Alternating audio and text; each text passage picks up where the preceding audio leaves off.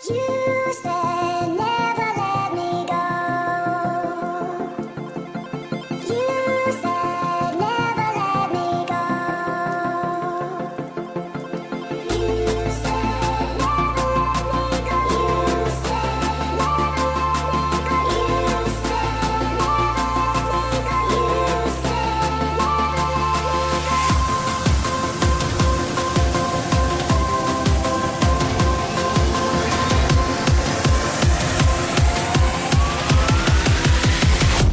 focus.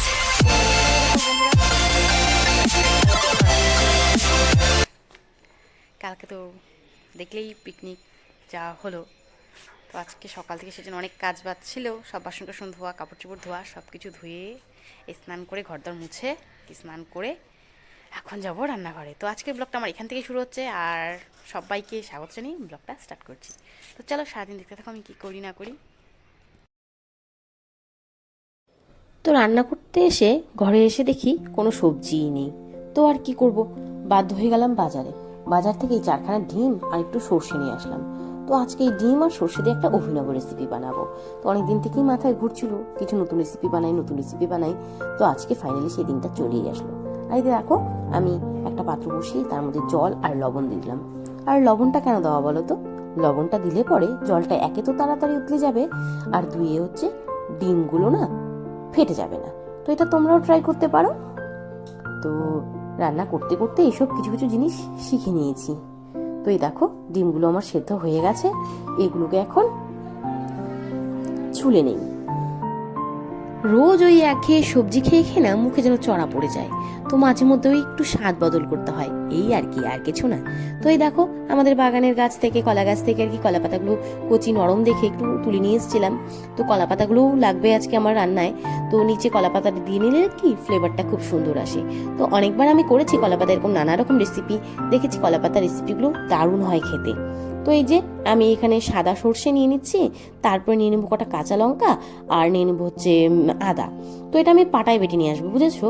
মানে পাটায় বেটে করার টেস্টটাই আলাদা। তুমি বাজার থেকে মাস্টার্ড পাউডার কিনে করতেই পারো, কিন্তু সত্যি বলছি পাটায় যেটা করবে সেটার টেস্টটাই আলাদা হবে। আমি আমার নিজের অভিজ্ঞতা দিয়ে বলছি। আর আমি সবসময় বাটা মশলা খাওয়ার বেশি পক্ষপাতী। তো যাই হোক, মশলাটা বাটা হয়ে গেছে। এখন আমি এখানে হচ্ছে একটু পেঁয়াজ কুচিয়ে নেব, কারণ পেঁয়াজটাও আজকে লাগবে। তো পেঁয়াজটা আর বাটতে গেলাম না, এই যে গ্রেটারটা আছে, ছোট গ্রেটারটা, এটাতে একটুখানি গ্রেট করে নিচ্ছি পেঁয়াজটা। যদিও পেঁয়াজ বাটা দিলে ভালোই হতো, তো পেঁয়াজটা যেহেতু নরম, তো বাটা না দিলেও চলবে, এভাবে দিলেও হয়ে যাবে। তো এটার মধ্যে আমি এখন পেঁয়াজটা দিব, আর দিয়ে নিব হচ্ছে কটা কাঁচা লঙ্কা, আর কয়েক দানা রসুন দিলেও বেশ হবে। তো মোটামুটি আমি 2টার মতো পেঁয়াজ বাটা দিচ্ছি, যাতে গ্রেভিটা একটু বেশি হয়, কারণ আমরা 3টা লোক খাবো।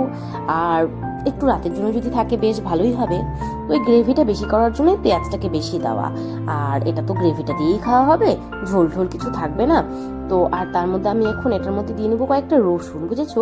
রসুনটাও কিন্তু ভাপে সেদ্ধ যে রসুন, তার ফ্লেভারটাও কিন্তু দারুণ হয়, বলছি সত্যি কথা। তোমরা মিলিয়ে নিও বা একবার বাড়িতে ট্রাই করতে পারো, ভীষণ ভালো হয় খেতে।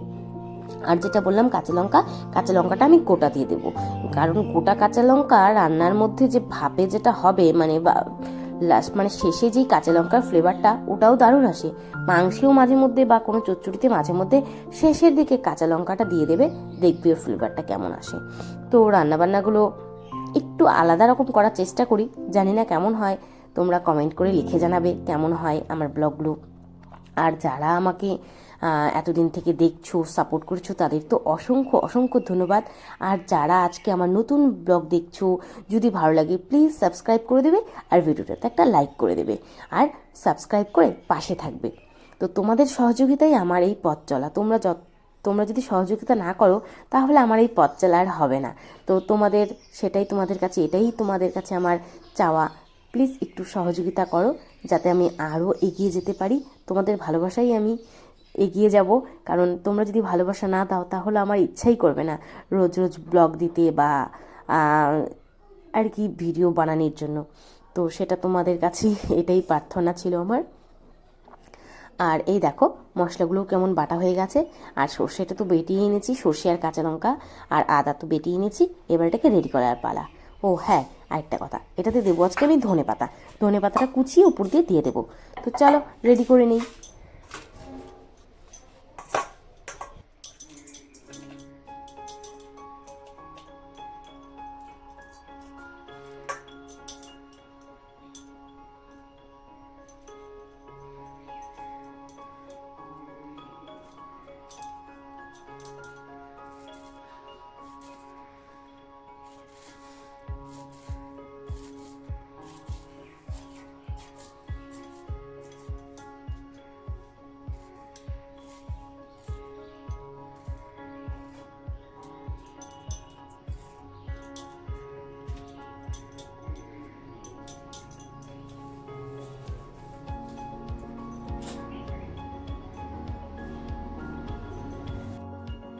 সব কিছু রেডি, এবার শুধু মশলাগুলো সমস্ত এক জায়গায় করার পালা।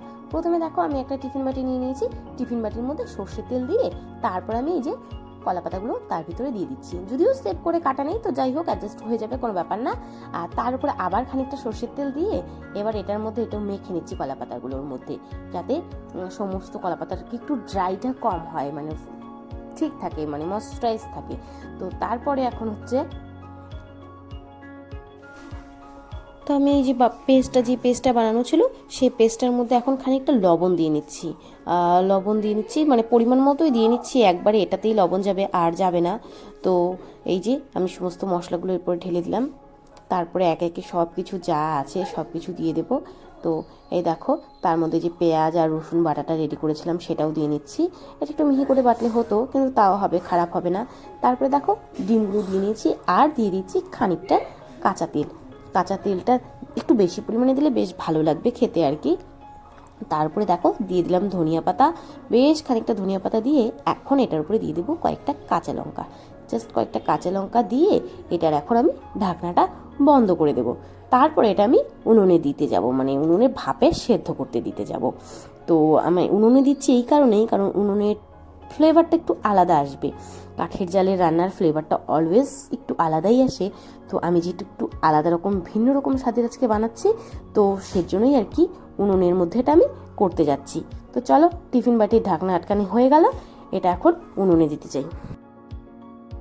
তো আমি যখন এই ডিমটা সেদ্ধ বসিয়েছিলাম তখনই এসে উনুনটা ধরিয়ে আর কি জলটা বসিয়ে দিয়েছিলাম, যাতে গরমটা তাড়াতাড়ি হয়, তো রান্নাটা তাহলে তাড়াতাড়ি হবে। তো এখন তার উপরে দেখো কিছু পাইনি, গ্যাসের স্ট্যান্ডটাই বসিয়ে দিয়েছি, বসিয়ে এটার মধ্যে এখন টিফিন বাটিটা বসিয়ে দেবো।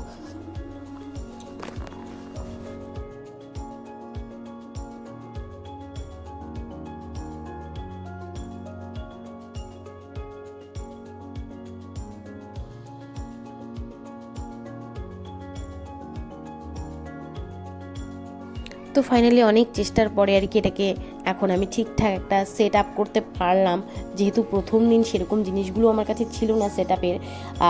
তো ফাইনালি হয়েও গেল, আর মেয়েকে আমি খেতে দিয়েছি। আজকে রেসিপিতে ছিল পাঁপড় ভাজা, বেগুন ভাজা আর এই তো ডিম ভাপা। যদিও ওর বাবা খেয়ে চলে গেছে, এখন মেয়েকে দিচ্ছি, কারণ ওর বাবার খুব তাড়া ছিল, তাই ওর বাবা খেয়ে চলে গেছে। ওর বাবাকে দিয়ে দিয়েছি, এখন আমরা দুজন খেয়ে নেব।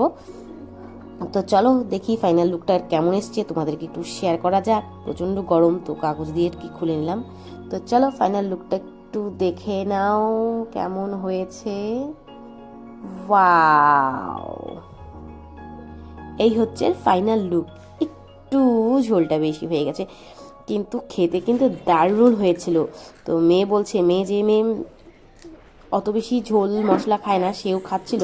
তো আজকে এই যে আমার রেসিপি বেগুন পোড়া, ধনেপাতা বাটা, বেগুন ভাজা আর পাঁপড় ভাজা আর এই ডিম ভাপা, এগুলোই আজকের আমাদের একদম আলাদা আলাদা সমস্ত রেসিপি। আজকে ভাবলাম দুপুরটা একটু আলাদা রকম করাই যাক, তাই জন্য সমস্ত কিছু আর কি একটু ভিন্ন ছিল। আর এই যে আমার মেয়ে গ্যালাক্সি, ও খেতে বসেছে। পাঁপড় হলে আর কিছু লাগে না ওর, তো যাই হোক ও খেয়ে নেক, আর এদিক দিয়ে আমিও খেয়ে নেবো। ওর বাবা খেয়ে চলে গেছে। তো কিন্তু সত্যি বলছি দারুণ হয়েছিল। তো এখন বিকালে এসেছি আমরা একটা দিদির বাড়িতে ঘুরতে। আর দিদিটা এত সুন্দর ফুল বাগান করেছে, তোমাদের যেটা না দেখিয়ে পারলাম না। যে কোনো লোক আসলে এখানে তার মনটা ভালো হয়ে যাবে। চারিদিকে এত সুন্দর সুন্দর ফুল বাগান দেখেছো, মানে কত রকমের যে কত ধরনের যে ফুল দিদি করে, সারাদিন এগুলোর প্রতি যত্ন করে। সারাদিন বলবো না, মানে যখন সময় পায় তখনই যত্ন করে, কিন্তু রোজ জল দেওয়া চাই। এতগুলো গাছের মধ্যে রোজ জল দেয়। দেখেছো ফুলগুলো কি সুন্দর হয়ে ফুটে আছে, এত সুন্দর লাগছে। তো চলো তোমাদেরকে সবটাই শেয়ার করি। টোটাল ফুল বাগানটা মানে বাড়ির উঠোনের একটা সাইডে করা। আর এই যে টবগুলো দেখতে পাচ্ছ, এগুলো সব দিদি নিজে হাতে করেছে। তো কতটা ধৈর্য থাকলে এমন একটা বাগান করা যায় বলো তো তোমরাই? কতটা ধৈর্য থাকলে এই এত সুন্দর বাগান করা, তার পরিচর্যা করা, মানে এটা কি মুখের কথা?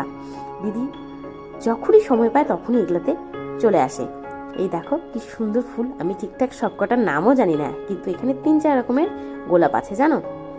আর এই দেখো একটা পাথরকুচি, এটারও ফুল হয়েছে। তো আমি জানি না এই ফুলটা মানে সবখানে হয় না যদিও, তো কয়েকটা গাছেই আর কি হয়। আমিও একটা পাথরকুচি গাছ বাড়িতে লাগিয়েছিলাম, কিন্তু ফুলটা হয়নি।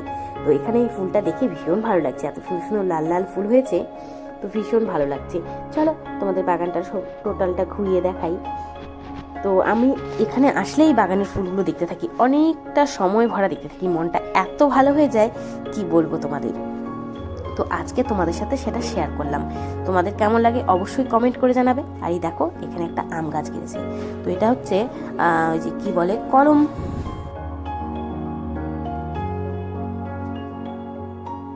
তো দেখেছো আরো কত রকমের ফুল, তোমরা দেখলে বলবে এখানে কত রকমের জবা আছে, কত রকমের নানা রকমের ফুল। এই যে দেখো একটা কাগজ ফুল, গোলাপ ফুল, বিভিন্ন রকমের ফুল। আর এই হচ্ছে তার এই যে টবগুলো বললাম নিজে হাতে বানায়, তো সেটাই। কত ধরনের ফুল দিদিটা লাগিয়েছে, এত ভালো লাগে, মানে ভাবলেই অবাক লাগে দিদিটা কি করে পারে, মানে এত যত্ন করে সবকিছু তুলতে। আমি হলে তো হয়তো পারতাম না, কিন্তু আমার ফুল ভালো লাগে। আর আমাদের বাড়িতে হয়ও না, যে ছাগলের অত্যাচার আমাদের বাড়িতে সব খেয়ে নেয় জানো, তো তার জন্য কি হয়ে ওঠে না। তো চেষ্টা করব করার, ইচ্ছা আছে, দেখি কবে করতে পারি। আর এই দেখো এক ঝোঁকা গোলাপ ফুল, দেখতে কি ভালো লাগছে না? ফুল এমন একটা জিনিস যে কারো মন ভালো করে দেয়, খারাপ যদি কারো মন খারাপ থাকে তারও মন ভালো হয়ে যায়, দেখছো। তো এখানে দিদিদের পূজার মানে পুজো করার জায়গাটা। আর এই যে লাল গোলাপ, এত সুন্দর সুন্দর লাল গোলাপ।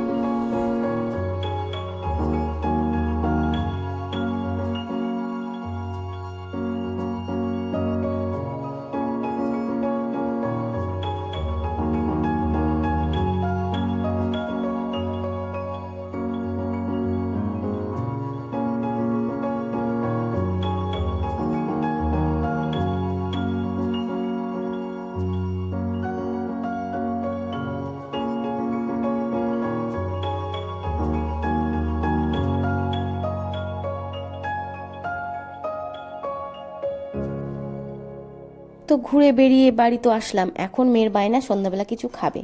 তো দেখলাম অনেকটা দুধ আছে, এই দেখো এদিকে 1 মগ দুধ, ওদিকে আবার 1/2 কেজি দুধ, তো সব মিলিয়ে অনেকটা দুধই আজকে রয়েছে। তো ভাবছি এটা দিয়ে কী বানাই, মনে পড়লো যে অনেক দিন থেকে পায়েসও বানানি হয় না, তো চলো আজকে একটু পায়েস বানিয়ে নিই। তো দুই দিয়ে একখানে করে আমি এটাকে ভালো করে গরম করে নেব। গরম করে আর কি ওই মেয়ের জন্য একটুখানি পায়েস বানিয়ে নেব, বিকালে টিফিনটাও হবে আর আমার দুধটাও খাওয়া হয়ে যাবে। তো নিয়ে নিচ্ছি এখানে অল্প একটু এই গোবিন্দভোগ চাল, মানে গোবিন্দভোগ চাল না, এটা হয়তো যাই হোক ভালো একটা চালই, নুনিয়া চাল সরি। তো আমার ঘরে টুকটাক থাকে, তো আজকে বোধহয় যেটুকু আছে সেটুকু আজকের দিনটা চলে যাবে। তো এটা দিয়ে আজকে বানিয়ে নেব। আর পায়েস হলে মেয়েটা খুব পছন্দও করে। তো চলো, আর আজকে ব্লগটা বেশি বড় করবো না, এখানেই শেষ করছি। তো দেখা হচ্ছে নতুন আরেকটা ব্লগে। ও হ্যাঁ, দিদিদের বাগানটা তোমরা কেমন দেখলে অবশ্যই কমেন্ট করে জানাবে, কিন্তু আমার তো ভীষণ ভালো লাগে। তো তোমাদের কেমন লাগে অবশ্যই কমেন্ট করে জানাবে, আর ভিডিওটা কেমন লাগলো অবশ্যই কমেন্ট করবে। তো দেখা হচ্ছে নতুন আরেকটা ব্লগে, ততক্ষণ সবাই সুস্থ থেকো, ভালো থেকো। আর যারা সাবস্ক্রাইব করেনি প্লিজ তাদেরকে বলছি, প্লিজ আমার এই নতুন চ্যানেলটাকে সাবস্ক্রাইব করে পাশে থেকো। তোমাদের ভালোবাসায় আর কি বলবো, তোমাদের সহযোগিতায় অনেকটা দূরে গিয়েছি, আর কিছুটা রাস্তা বাকি, তাহলেই হয়তো সেই স্বপ্নের জায়গায়, লক্ষ্যের জায়গায় পৌঁছতে পারবো। তো সবটাই তোমাদের কাছে, তাই বলছি প্লিজ সাবস্ক্রাইব করে দিয়ে পাশে থাকার ভিডিওগুলো কেমন লাগে অবশ্যই কমেন্ট করে জানিও। তো পায়েসটা কিন্তু আমার রেডি, দেখা হচ্ছে নতুন একটা ভিডিও।